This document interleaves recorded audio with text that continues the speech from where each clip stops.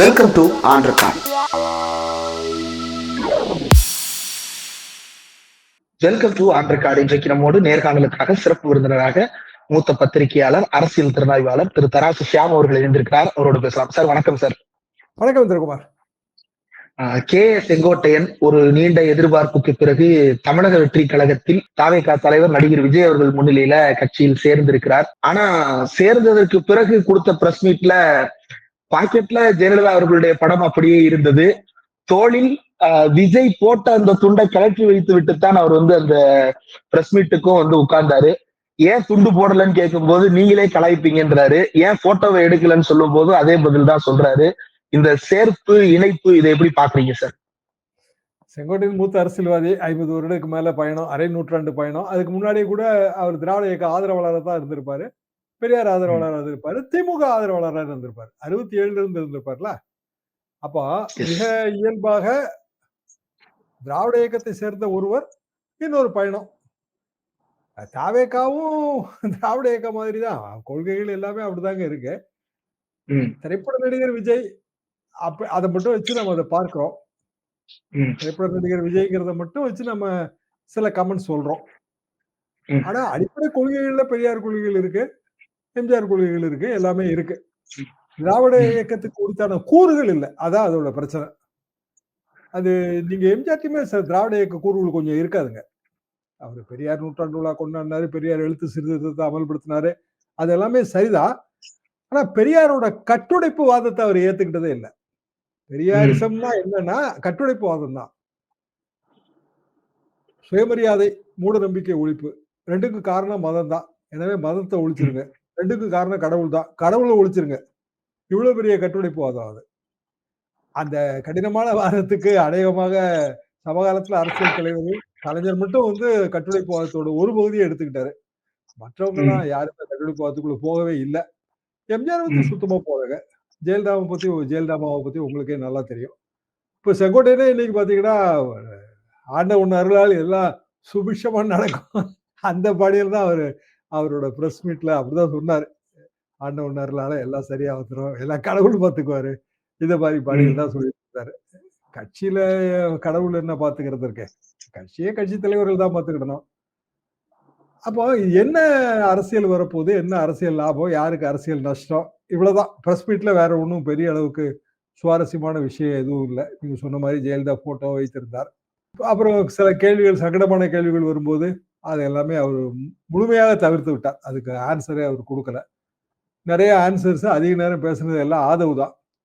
செங்கோட்டையன் பேசுறதெல்லாம் கொஞ்சம் கம்மின்னு தான் நான் நினைக்கிறேன். இப்போ பிளஸ் மைனஸ் என்ன, இப்படி பார்த்தா செங்கோட்டையனோட முடிவு நமக்கு தெரியும். இப்போ எடப்பாடி எதிர்ப்பு, அது இதுல ஆதார சுருதி தான் நான் நினைக்கிறேன். அப்போ 2017 இருந்து 2021 எடப்பாடி பழனிசாமி மந்திரி சபையில் தானே அவர் அமைச்சரா இருந்தாரு. அப்போ அதன் மீது சொல்லப்பட்ட எல்லா குற்றச்சாட்டுகளுக்கும் இவரும் கூட்டு பொறுப்பு தானே. மந்திரி சபையில ஒரு மந்திரிங்கிற கூட்டு பொறுப்பு தான். அப்போ ஜெயலலிதா மரணத்துக்கு பிறகு அப்படின்னு அவர் சொல்றது, அதுக்கு பிறகு அதிமுக அப்படி ஆகி போச்சுன்னு சொல்றதுல எனக்கு உடன்பாடு இல்லை. ஏன்னா அந்த பீரியடுக்குள்ள நீங்க எடப்பாடி பீரியடையும் சேர்த்துதான் ஆகணும். விரும்பினாலும் விரும்பாட்டாலும் 4 வருஷம் அவர் முதலமைச்சராக இருந்திருக்கிறாரு. எடப்பாடியும் ரொம்ப நாசூக்கா அவரை கடந்து போறாரு. செங்கோட்டையன் பற்றிய பதில்களை சொல்லாம கடந்து போறாரு.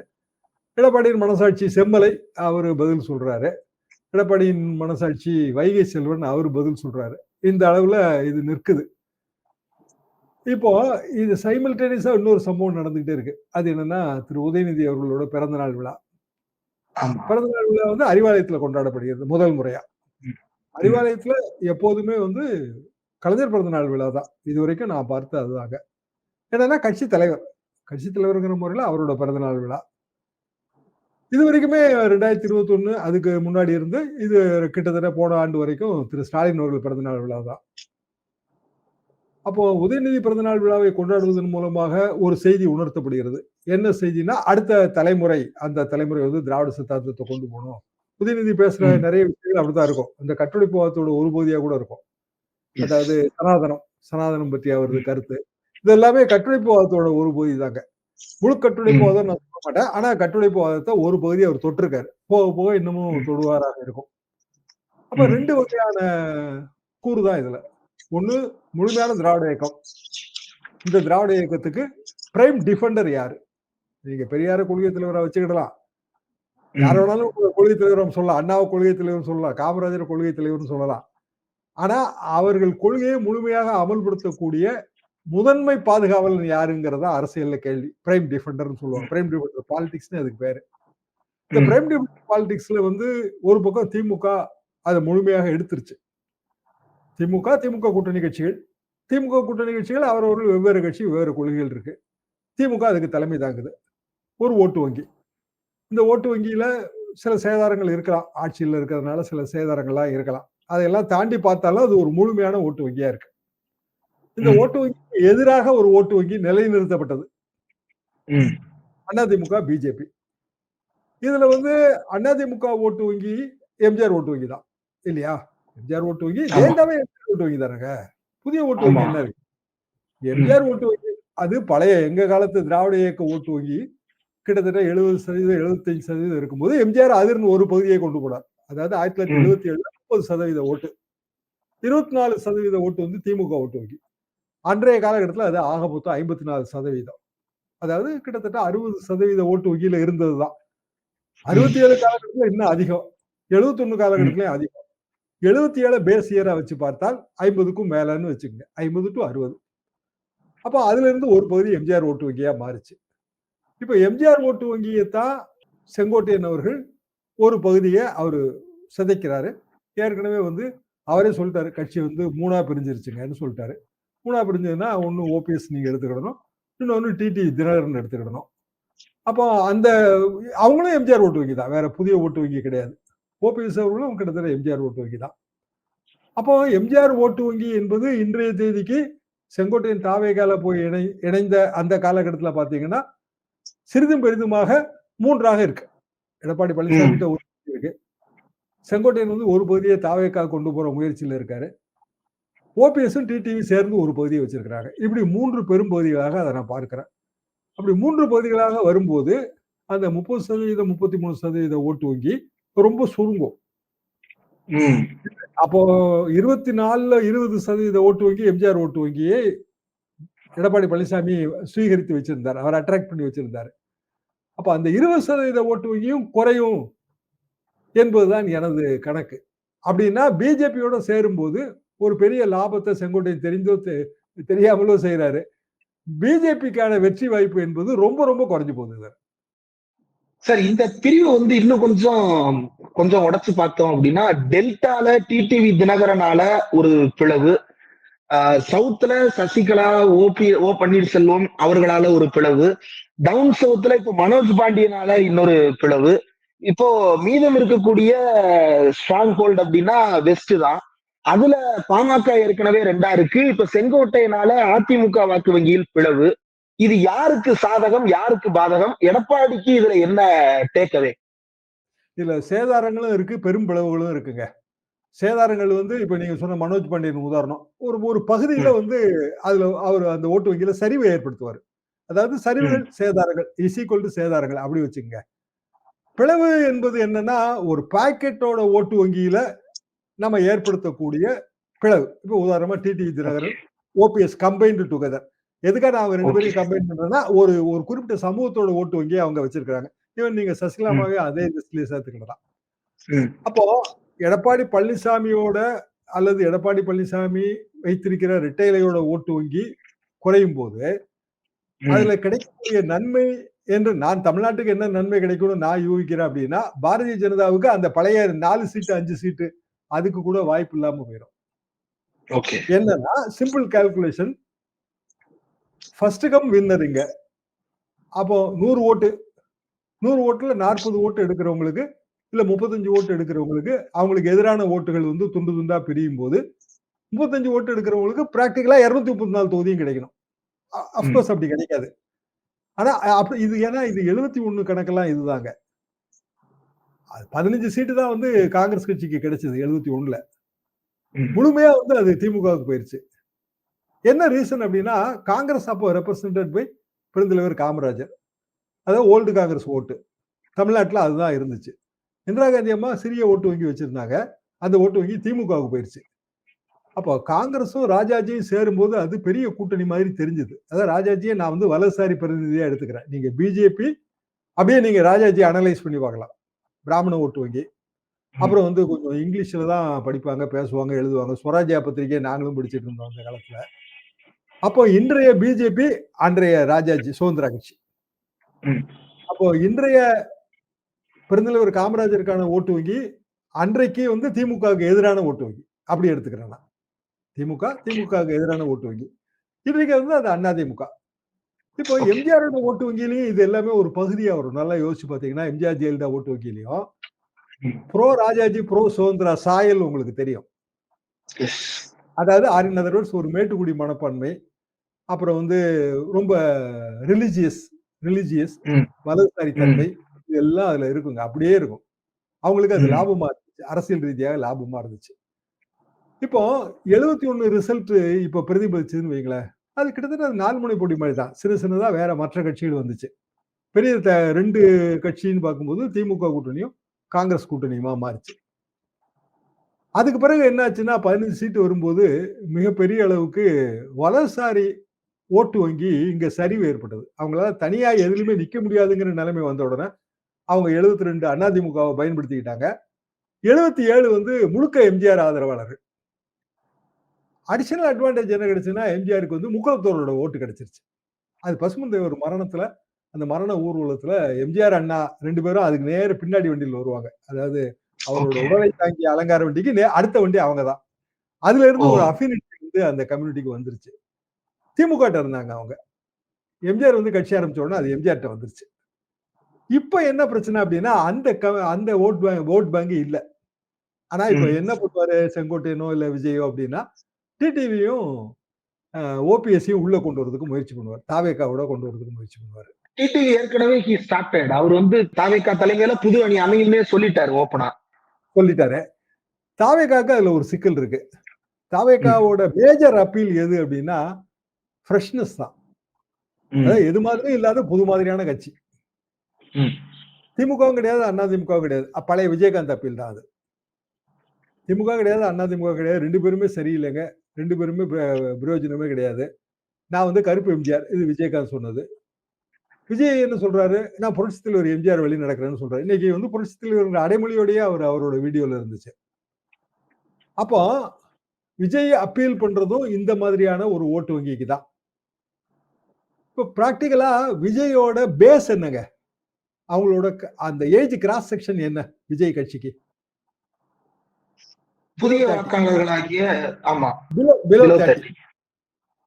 இந்த பிலோ 30 தான் அவரோட கூட்டங்களுக்கு வந்து சொந்த வண்டியில, சொந்த வாகனத்துல அடிச்சு புடிச்சு போறவங்க. ஒரு மோட்டார் சைக்கிள்ல 3 பேர் போறவங்க.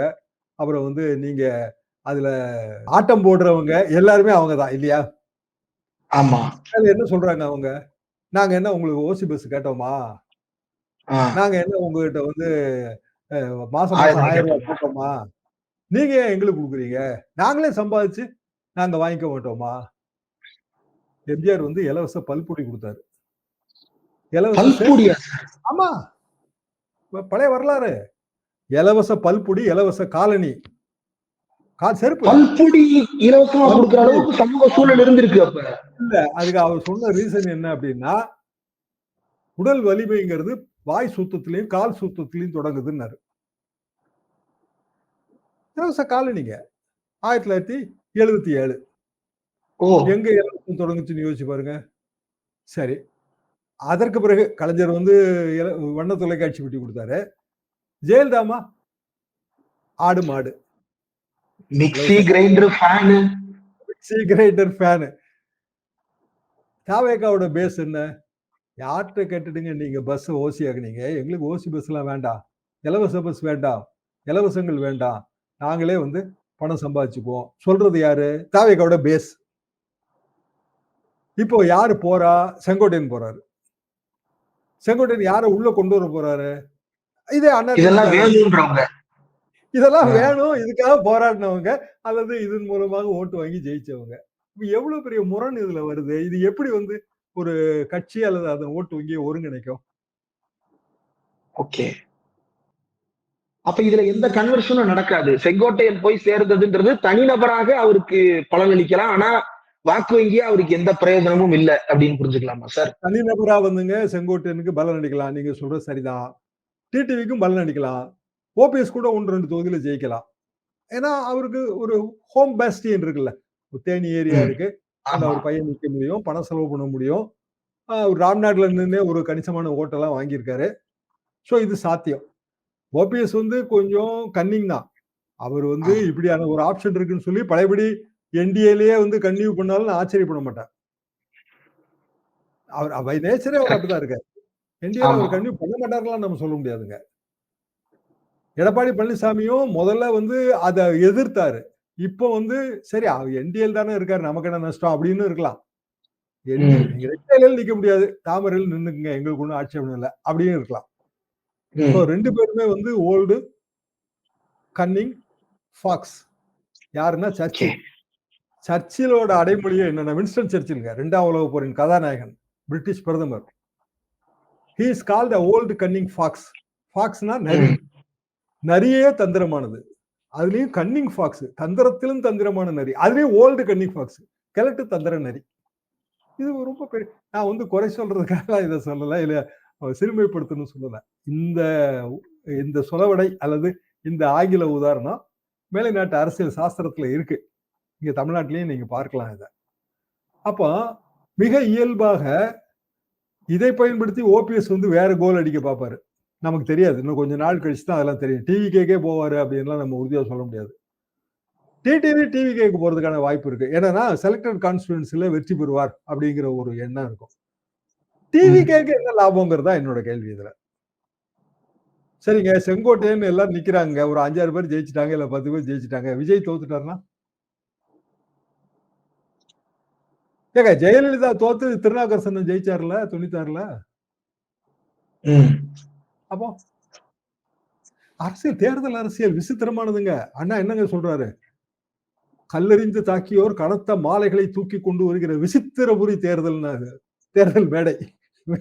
முதல்ல கல்ல விட்டு அடிப்பாங்க.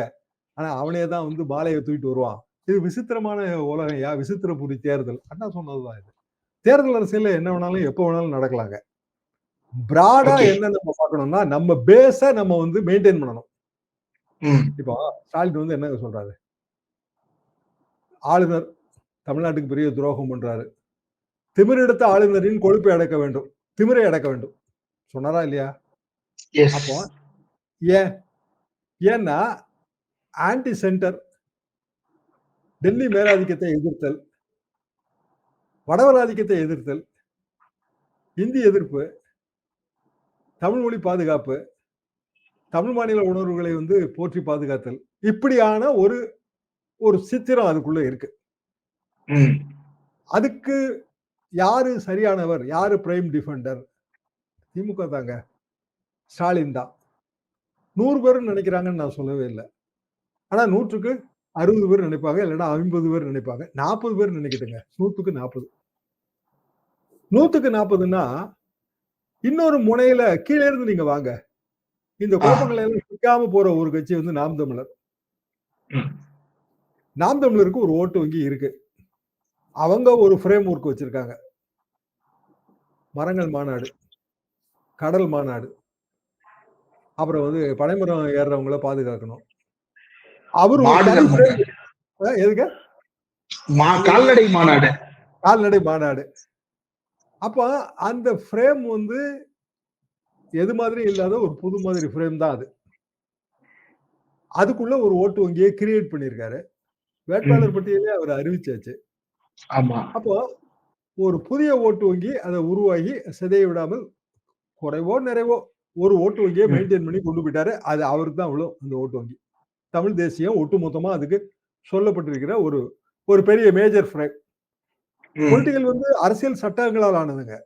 நீங்க சட்டத்தை தாண்டி எல்லாம் போகக்கூடாது அரசியல்ல. போனீங்கன்னா வந்து சரியா வராது. உங்களுக்கு இன்னும் சொல்லப்போனா மீடியாவே சட்டங்களால் ஆனதுதாங்க. பத்திரிகையே வந்துங்க அது அப்ப என்ன சொல்லுவோம் அப்படின்னா ஹூ இஸ் யுவர் ரீடர்? முதல்ல ரீடர் யாருன்னு கண்டுபிடிங்கமோ. அந்த ரீடர் தான் நீங்க செய்தி போடுவீங்க. இப்பவும் உங்களுக்கு அதேதான். Who is your viewer? யார் உங்க வியூவர்? அந்த வியூவருக்கு தான் நீங்க தர முடியும். எல்லாருக்கும் கொடுக்க முடியாதுங்க. இம்பாசிபிள் அது ஆக்சுவலா. ம். அப்ப அதே தாங்க பொலிட்டிக்கல் பார்ட்டியும். அப்ப திமுக அந்த இடத்துல தெளிவா இருக்கு. அத அப்படியே மெயின்டெயின் பண்றாங்க. இன்னைக்கு நடந்த இருக்கிற திரு உதயநிதி அவர்களோட பிறந்தநாள் விழா வரைக்கும் அதுக்கு சாட்சி. தாவேகா அப்படித்தான் மெயின்டெயின் ஆகி வந்துச்சு ஆரம்பத்துல. நான் கூட யோசிச்சேன். சரி இது வந்து கரெக்ட்டா எம்ஜிஆர் வந்து கட்சி ஆரம்பிக்கும்போது அவரோட ஏஜ் குரூப் என்னவோ, அத விட கொஞ்சம் கம்மியா வந்து விஜய் இருக்காரு. ஆனா எம்ஜிஆர் ஏஜ் குரூப்ல எம்ஜிஆர் சப்போர்ட் பண்ணி வேலை பார்த்தது யாரெல்லாம்? எங்க குரூப். அதாவது இளைஞர்கள். ம். அந்த காலகட்ட இளைஞர்கள். அப்போ இதே இந்த மாதிரி வந்து ஆட்டம், பாட்டம், கொண்டாட்டம் அப்ப கிடையாதுங்க. அப்ப பொம்பள பிள்ளைலாம் வந்து ஆடாது அப்போ. நாங்களும் ஆட மாட்டோம். என்னன்னா கீழ இருந்து அரசியல் பயிற்சியோட வந்துட்டோம். அது ரோட்ல ஆடுறது இருக்கு இல்லைங்களா? அதெல்லாம் அப்ப கிடையாது. இந்திய எதிர்ப்பு போராட்டம் பண்ணி வந்த செட் அது. இந்திய எதிர்ப்பு போராட்டம் பண்ணி வந்த செட் 65 செட். சீரியஸா இருப்போம். ம். ஓட்டுநர் அவர்களே ஒரு பயணச்சீட்டு குடுங்கள்னு கேட்போம். சுண்ணாம்பு கண்டக்டர்கள். நானே கேட்டிருக்கேன். ஓட்டுநர் அவர்களே ஒரு பயணச்சீட்டு குடுங்கள். இது வேற. யானமலையில தமிழ் வாழ்கன்னு எழுத போய் மேல இருந்து உருண்டு விழுந்துட்டோம் நாங்க. மதுரை யானமலையில. ஆமா. பாதி பாடி பாதி பாடி யானமலைக்கே குடுத்தாச்சு. 4, 5 பேரா ஏறணும். பெருசா தமிழ் வாழ்கன்னு எழுதிருவோம்டா அப்படின்னு. 2 ஆள் உயரத்துக்கு எழுதணும்னு சொல்லி வஜ்ரம், சுண்ணாம்பெல்லாம் காய்ச்சி எடுத்துட்டு போய் அது தட்டி விட்டு வழுகி கீழ விழுந்தாச்சு. வேற மாரி உணர்வுகள் இருந்த காலம். இன்னைக்கு அப்படியான உணர்வுகள் நம்ம பார்க்க முடியாது. ஆனா இளைஞர்கள் வயதுன்னு பாத்தீங்கன்னா அந்த வயதும் இந்த வயதும் ஒண்ணுதான். விஜய்க்கு கூடுற கூட்டமோ இல்ல அந்த கூட்டத்துக்கு போறவங்களோட வயதும் எம்ஜிஆர் கூட்டத்துக்கு போற வயதும் ஒண்ணுதாங்க. ம். இதே வயதுதான் நாங்க அண்ணா கூட்டத்துக்கு போகும்போது. அதை நீங்க யோசிச்சு பாருங்க. ம். ஆரின் அதர்வன் மாற்றம்னு வரும்போது மாற்றத்துக்கான சாவி யார்கிட்ட இருக்கு அப்படின்னா அந்த 18 வயசு 25 வயசு ஆளுகள்ட்ட தான் இருக்கு. யாருங்க கிராமங்கள்ல நாடகம் போட்டுக்கிட்டு இருந்தா அப்போ? நாங்க போட்டுட்டு இருந்தோம். புராண நாடகத்துக்குள்ள கூட ஒரு சமுதாய கருத்தெல்லாம் திணிச்சிருவோம் உள்ள. கேரக்டர கொண்டு வந்து சேர்த்துடுறது. நாடகத்துல நடிக்கிறது நாங்க தான். நாடகத்துக்கு கதை வசனம் எழுதுறது நாங்க தான். நாடகத்துக்கு டிக்கெட் விக்கிறது நாங்க தான். எந்த காலகட்டம்?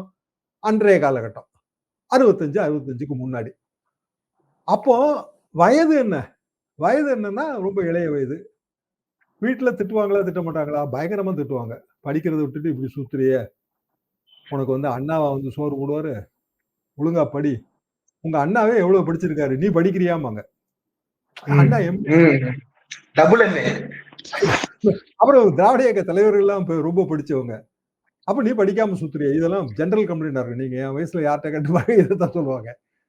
அப்ப அந்த இளைய தலைமுறை எப்போதுமே வந்து மாற்றத்துக்கான சாவி. மாற்றத்த அவங்க தான் கொண்டு வரவும் முடியுங்க. வேற யாரும் கொண்டு வர முடியாது.